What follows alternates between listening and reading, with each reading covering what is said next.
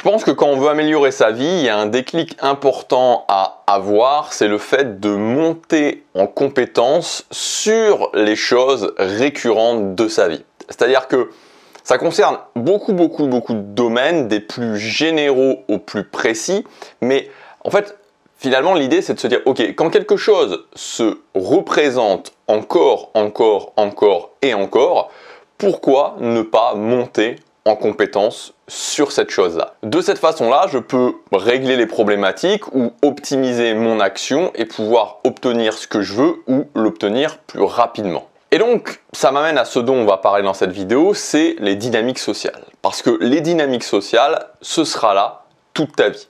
Toute ta vie, tu vois, à moins que tu fasses vraiment le choix de te retirer et de vivre en tant qu'ermite au Bhoutan, mais hormis, voilà, si tu rentres dans cette catégorie-là, sinon les dynamiques sociales seront présentes toute ta vie, tu vas être en interaction sociale avec des gens.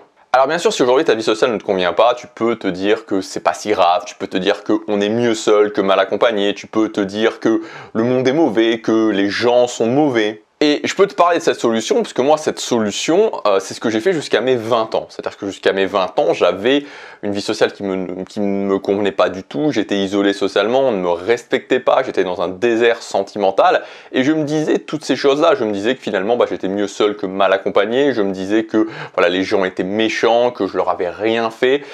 Mais voilà, au final, est-ce que c'était vraiment satisfaisant? Pour moi, ça ne l'était pas. Je me sentais seul, je me sentais frustré et je voulais changer. Et donc, ce que j'ai fait, c'est que je suis monté en compétence dans les dynamiques sociales. Et le fait de monter en compétence dans les dynamiques sociales m'a permis de changer, m'a permis d'obtenir les résultats que je voulais. Et tu peux faire pareil, en fait tu peux faire même bien mieux que moi. Aujourd'hui il y a beaucoup plus d'informations qui sont disponibles, il y a beaucoup plus de choses que tu peux mettre en place qui sont disponibles, qui vont t'aider à ce que ce soit plus rapide et à ce que ce soit moins inconfortable. Alors ce que j'ai voulu faire aujourd'hui dans cette vidéo pour t'aider dans ta démarche, que ce soit plus rapide, que ton amélioration soit plus rapide et moins inconfortable, c'est que j'ai réuni les principales règles des dynamiques sociales, selon moi les règles les plus importantes. Je vais te les partager dans cette vidéo.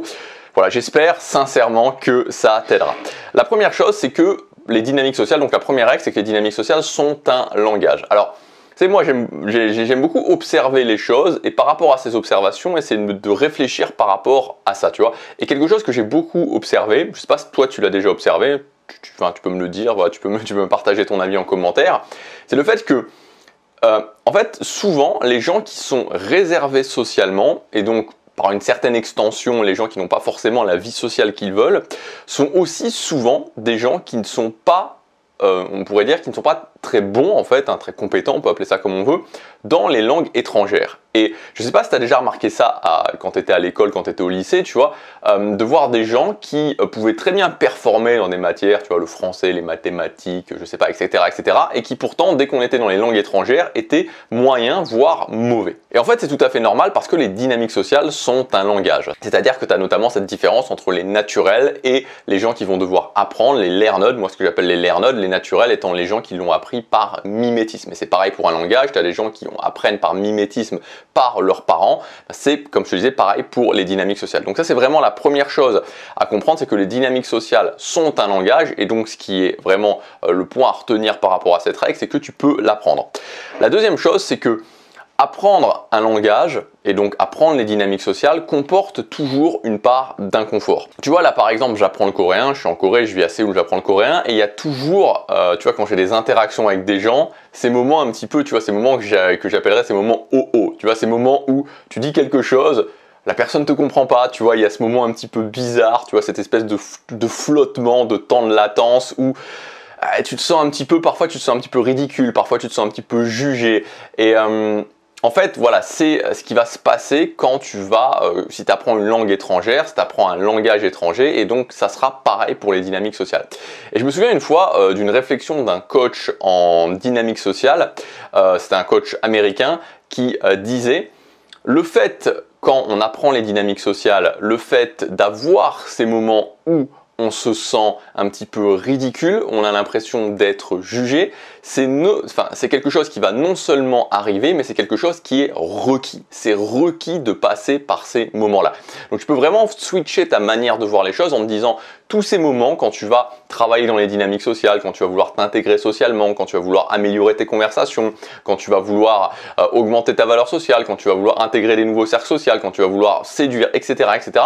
Tous ces moments-là où tu vas te sentir un petit peu ridicule, c'est premièrement normal et c'est requis. Troisième règle, c'est que les dynamiques sociales sont quelque chose d'incroyablement mécanique. Plus j'avance dans les dynamiques sociales et plus ce truc-là m'apparaît que les dynamiques sociales, c'est vraiment quelque chose où tu as des leviers sur lesquels appuyer et ces leviers donneront quasiment toujours les mêmes résultats. C'est-à-dire que les mêmes actions provoquent en grande partie les mêmes réactions chez la plupart des gens. Et c'est vraiment important d'avoir ça en tête parce que je pense qu'une des grandes croyances populaires sur les dynamiques sociales, c'est que c'est quelque chose qui est totalement, c'est le flou, c'est l'improvisation et franchement, c'est pas vrai. Imaginons que tu ailles parler à quelqu'un dans la rue, tu vas te rendre compte par exemple que c'est toujours les mêmes types d'arrêts, la même façon d'arrêter les gens qui va faire que voilà, tu auras le meilleur taux d'arrêt possible, c'est-à-dire que sur 100 personnes, tu auras le plus grand nombre de personnes qui vont s'arrêter. C'est toujours la même façon d'arrêter les gens.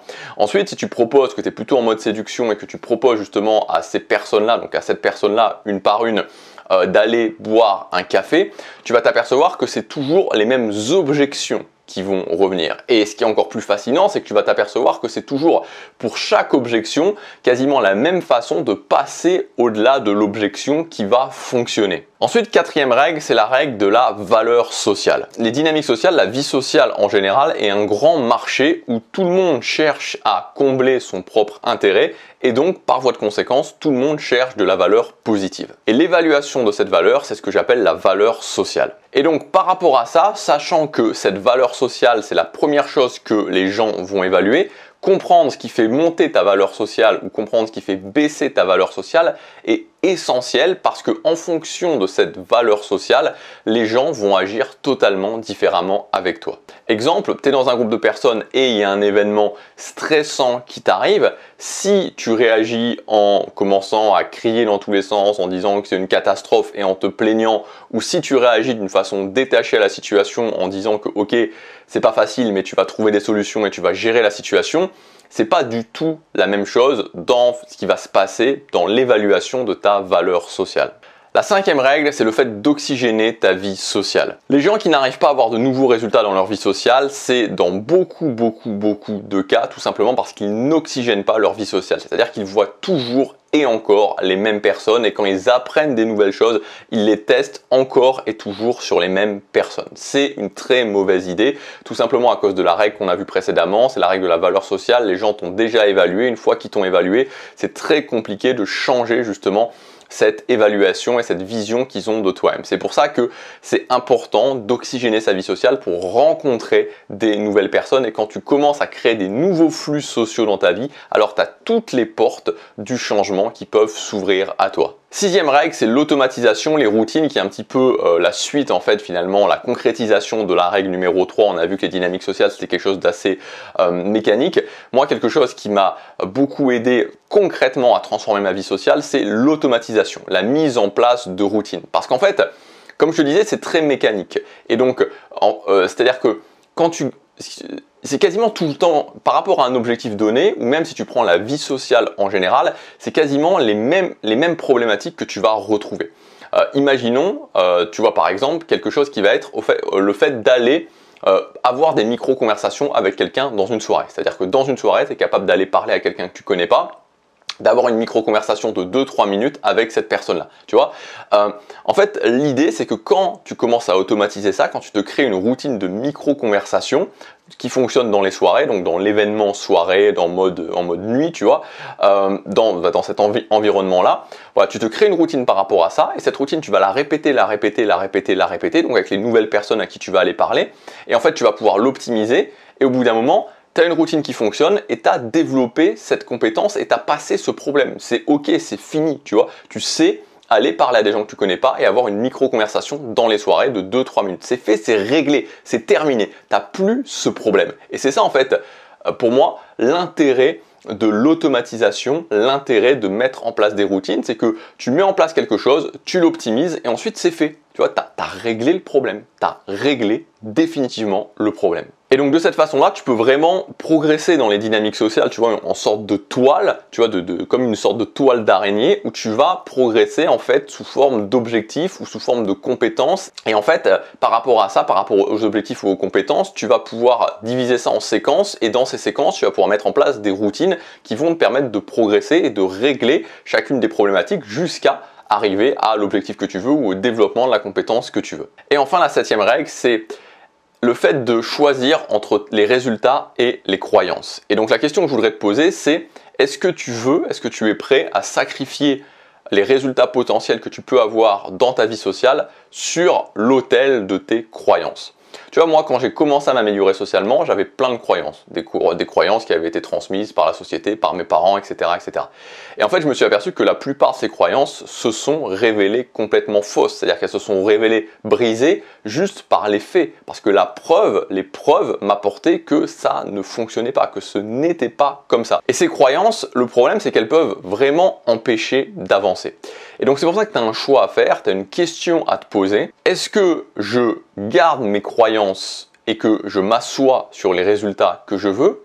Ou est-ce que ma priorité, c'est les résultats et donc je vais mettre en place des actions qui vont probablement, même très certainement, challenger les croyances que j'ai. Voilà, je termine là-dessus en termes de règles parce que je crois sincèrement que c'est essentiel pour progresser. Donc au final, qu'est-ce que tu voudrais dans ta vie sociale? Est-ce que tu voudrais créer une relation de couple? Est-ce que tu voudrais mieux t'intégrer socialement, créer un nouveau cercle social, être plus à l'aise dans tes conversations? Tu peux le faire, tu peux réussir, c'est simplement une question de décision et ensuite une question d'action et de compétences à développer. Si tu veux aller plus loin aujourd'hui et jusque demain soir, j'ai mis en ligne le pack qui regroupe mes 3 grandes formations sur les dynamiques sociales. Donc j'ai appelé ça le pack social ultime. Donc tu as mes 3 grandes formations qui sont intégrées dans ce pack. La première formation, c'est le grand guide pour redémarrer sa vie sociale. Donc avec cette formation, tu vas avoir plus de 3h30 de contenu où vraiment l'idée, c'est de shifter complètement ta vision des dynamiques sociales dans différents domaines. Donc à la fois en termes de théorie, de vision des choses vraiment et aussi en termes d'action, de pratique.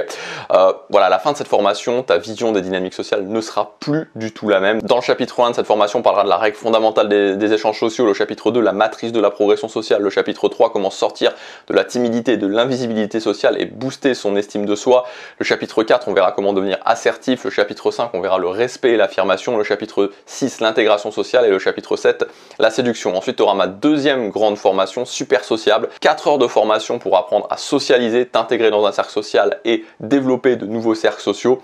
Et enfin, ma grande formation sur les conversations, le grand guide des conversations, 3h30 de formation pour maîtriser l'art de la conversation de A à Z, les conversations naturelles, les conversations automatiques, des exercices précis pour progresser au quotidien. Donc voilà, c'est valable jusqu'à demain soir, tu as plus de 700 € de réduction par rapport au prix catalogue de chacune de ces formations. C'est le premier lien dans la description, je te laisse regarder ça, tu as tout le programme dans ce premier lien dans la description. Je te dis à tout de suite dans les formations, à demain pour la prochaine vidéo. Passe à l'action, chaque jour compte.